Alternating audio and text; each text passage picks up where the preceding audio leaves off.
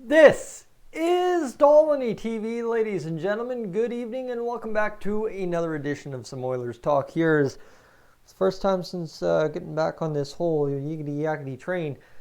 We are talking about some injury news, right? Yes, Puljujarvi's on the shelf for potentially the next 3 to 4 weeks. We'll see if that holds true.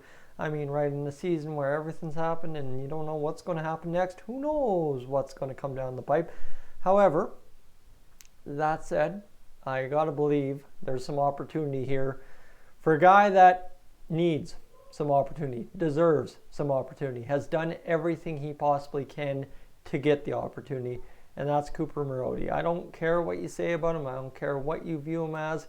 Cooper Marody, in this absence of Puljujarvi, right? He's a right winger. He's a guy capable of playing good hockey at the NHL level, as seen in his limited time already this season. Deserves the shot to get out there and get the job done for us on the fourth line. And obviously, right, Tyson, you've been such a proponent of the 11-7 scheme. Why all of a sudden would you say that the Oilers need to have a fourth line? Well, my friends, because I don't know how much you've spent talking to people in Bakersfield over the past 3 years. I've spent a fair share, all right? And I've done that because honestly, that's where my passion in hockey lies, is the storytelling situation of watching guys grow, watching guys develop, watching guys come through the ranks.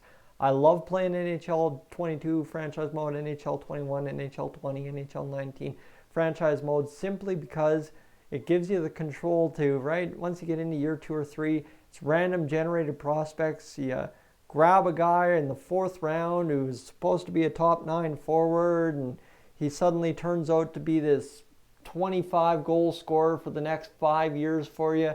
You trade him away after a 2-goal season. He ends up going on to win MVP next year, right? It's that storytelling.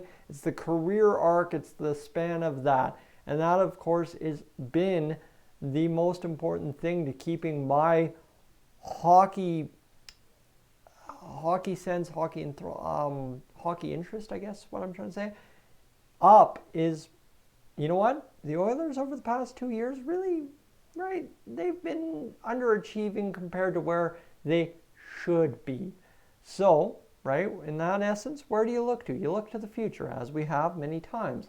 However, unless you are very keen and aware, you would not know just how exciting the Bakersfield Condors have been. I did a video just about 2 years ago now on a guy named James Hamblin. How many Oilers fans actually know the name James Hamblin? Probably 15 that watched the video on Dolynny TV. To be honest with you, right? The Oilers have not made any noise of James Hamblin, but he has now been on the farm for a full year and a half now, and he's got a nickname, the Hammer Hamblin, and like the guy is clutch. He's playing on the second line for the Bakersfield Condors, but right, the average Oilers fan, not a clue who that is, unless you followed him when he was in Medicine Hat.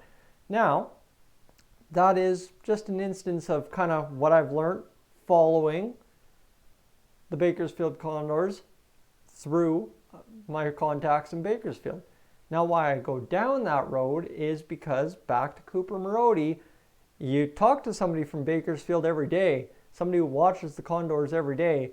Cooper Marody is the most deserving guy on that team to fill the absence of Puljujarvi. And that's not to say, oh, the time is now. No. The time has been due past a long time ago, but with Dinosaur Tippett, it was just never going to happen and work out well. You can say what you want about Ken Holland, but this is the true test on where the Oilers kind of see Cooper Marody, because there is no reason to keep him on the farm any longer. He signed another deal with you as an RFI, which I still is, based on how this season's gone, a little baffling from my perspective for Coop, because he could very easily be out there running a fourth line in the NHL based on what he does in the AHL and based on where people value Brendan Pierolini, to be honest with you. But that's not to slam Pierolini either. It's just simply that is the caliber of player that Cooper Marody is in my eyes. And you can say what you want about Coop. You can say I'm wrong on that, but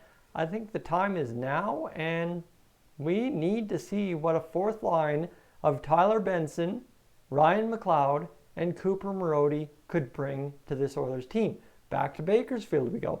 Why do I want to see that line as the fourth line?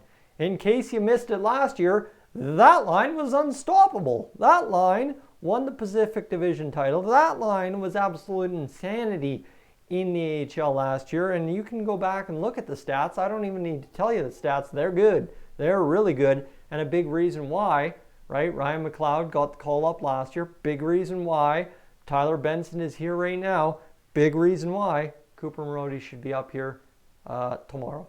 So, ladies and gentlemen, that's my little rant for the day. I got my chamomile tea here. I'm going to sit back, de-stress, relax. Work's done for the night. Back to it tomorrow. And we'll talk to you tomorrow, hopefully. Not really sure, though, because I got plans for that Oilers game tomorrow, and I'm not going to miss hanging out with who I'm hanging out with just to talk on YouTube.